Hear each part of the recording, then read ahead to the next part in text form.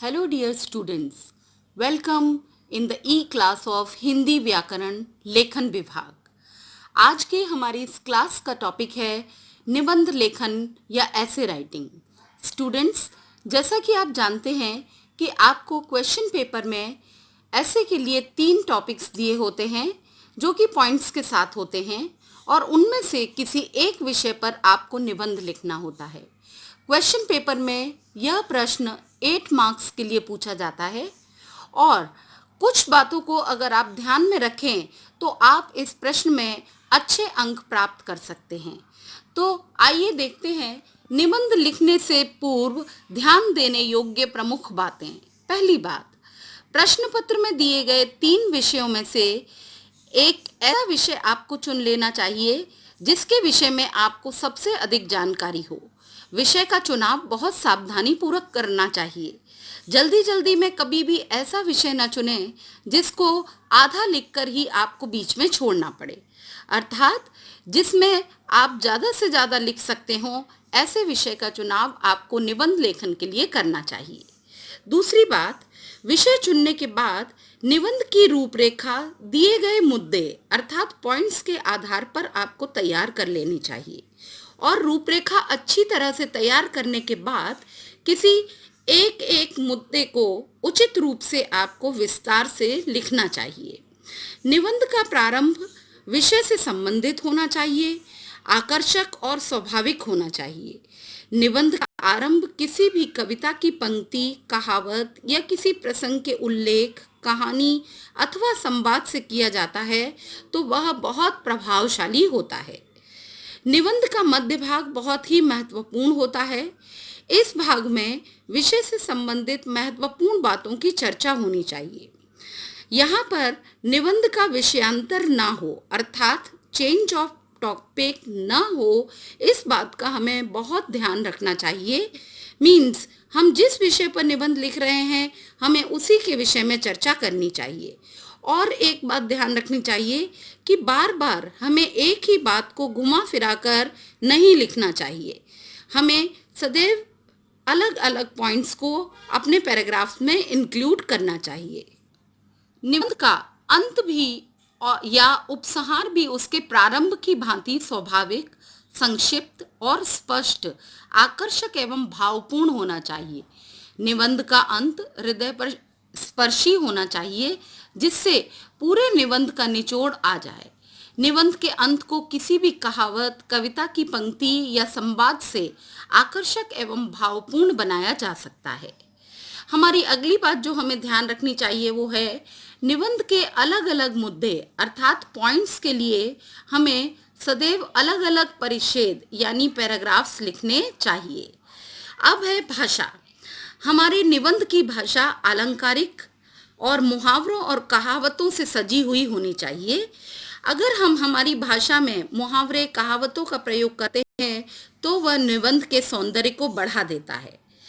Next point है, निबंध लिखते समय हमारे वाक्य छोटे, स्पष्ट और अर्थपूर्ण अर्थात मीनिंगफुल होने चाहिए। उचित स्थानों पर हमें विराम चिन्हों का भी प्रयोग करना चाहिए। जैसे अगर हम कोई कहावत, कोई मुहावरा या किसी का कहा हुआ वाक्य लिखते हैं तो हमें उसे हमेशा इन्वर्टेड कॉमा में लिखना चाहिए और हो सके तो उसे अंडरलाइन भी करना चाहिए। फुल स्टॉप, कॉमा आदि विराम चिन्हों का सही जगह पर उचित प्रयोग करना चाहिए। और अंतिम बात, निबंध में भाषा शुद्धि का ध्यान हमेशा रखना चाहिए। हमारी भाषा शुद्ध, सरल एवं रोचक होने पर वह निबंध को बहुत प्रभावशाली बना देती है। तो स्टूडेंट्स, इस प्रकार आप इन सभी बातों को अगर ध्यान में रखकर अपना निबंध लिखते हैं तो आपको निबंध में अच्छे अंक प्राप्त होते हैं। तो आइए देखते हैं निबंध का एक उदाहरण। स्टूडेंट्स, निबंध के उदाहरण में आज हमने जो विषय लिया है वह है प्रदूषण एक विकट समस्या। यह एक बहुत ही प्रचलित विषय है जो कभी न कभी प्रश्न पत्र में आपको देखने को मिलता ही है। जैसा कि आप देख रहे हैं कि इसके साथ उसके पॉइंट्स भी दिए हुए हैं जिनके आधार पर आपको आपका निबंध लिखना है। तो आइए शुरुआत करते हैं निबंध की प्रस्तावना से। जैसा कि आप यहाँ देख रहे हैं कि मैंने निबंध की प्रस्तावना कुछ काव्य पंक्तियों, स्वरचित काव्य पंक्तियों से की है, जैसे चारों ओर बढ़ रहा धुआं ही धुआं, मुसीबत से घिरा संसार है, श्वास लेना हो रहा जहां मुश्किल, वह वृक्षहीन भूमि करती पुकार है, समय रहते रोक सकते हो तो रोक लो, ये प्रदूषण का हाहाकार है, ये प्रदूषण का हाहाकार है। इस प्रकार आप कोई भी कहावत, मुहावरे या किसी के द्वारा लिखित कविता की पंक्तियों के द्वारा आपके निबंध की शुरुआत कर सकते हैं। यह उसे बहुत प्रभावपूर्ण और रोचक बना देता है। उसके बाद प्रस्तावना में हम विषय की जानकारी देंगे, जैसे आज जिस संसार में हम जी रहे हैं वह प्रदूषण का संसार है। इस दैत्य से जल, भूमि, वायु, आकाश कुछ भी नहीं बचा। इसने सब जगह अपना अधिकार जमा लिया है। चारों ओर प्रदूषण के कारण मनुष्य, पशु, पक्षी और प्रकृति एक भयावह चक्रव्यूह में फंसते जा रहे हैं, जिसे समय रहते अगर हम बाहर न निकले तो उसके परिणाम बहुत भयंकर होंगे। इसके बाद हमारा दूसरा पॉइंट है प्रदूषण के प्रकार। जैसा कि आप सब जानते हैं कि प्रदूषण के 3 प्रकार हैं, तो उनकी जानकारी हम इस पैराग्राफ में देंगे। प्रदूषण बहुमुखी दैत्य है। यह वायु, जल, ध्वनि आदि के रूप में धीरे धीरे चारों ओर फैलता जा रहा है। हम दूषित वातावरण में श्वास ले रहे हैं।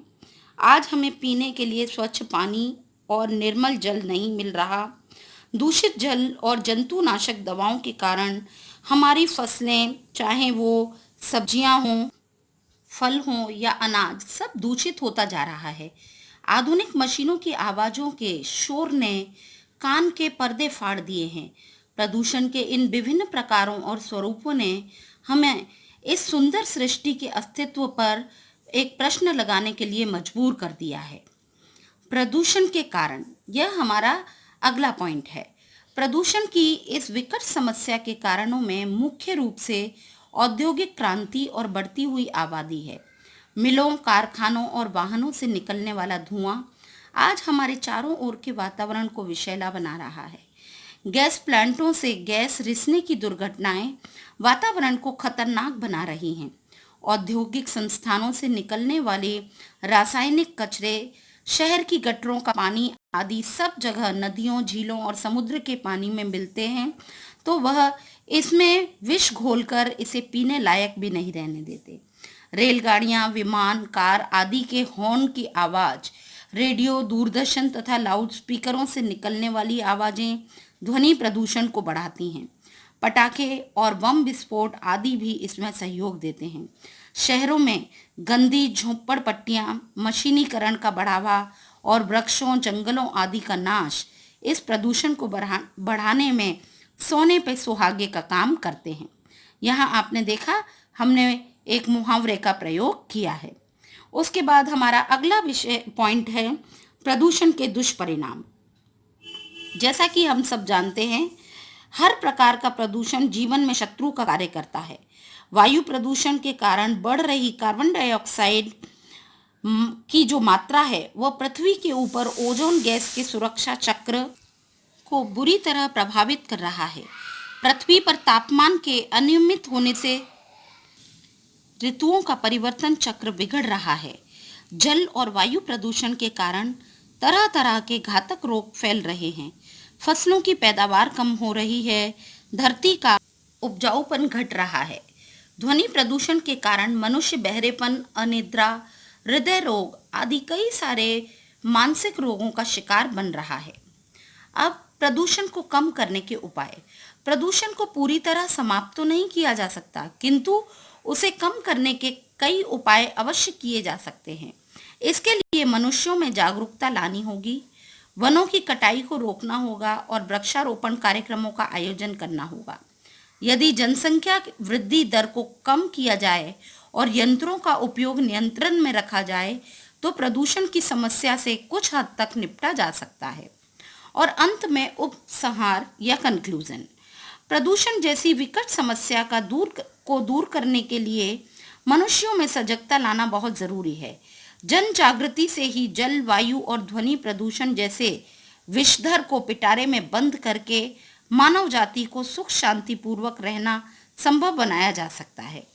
जितना हो सके अधिक से अधिक वृक्ष लगाने का कार्य कर पृथ्वी का उद्धार करें और प्रदूषण रूपी दैत्य का विनाश करने का प्रयास करें। हमारे निबंध के अंत में अगर हम चाहें तो कुछ अच्छे नारे या कुछ अच्छे कोटेशंस लिखकर उसे और इफ़ेक्टिव बना सकते हैं, जैसे वृक्ष लगाओ प्रदूषण हटाओ धरती बचाओ। आप भी अपने स्वरचित ऐसे वाक्य लिखकर अपने निबंध का अंत करते हैं तो आपका निबंध बहुत प्रभावशाली हो जाता है और आपको अच्छे मार्क्स दिलवाने में मदद करता है। तो स्टूडेंट, इस प्रकार अगर आप सभी बातों को ध्यान में रखकर निबंध लिखते हैं तो आपको अच्छे अंक मिलते हैं। उम्मीद है कि यह वीडियो आपको निबंध लिखने में मदद रूप होगा। धन्यवाद।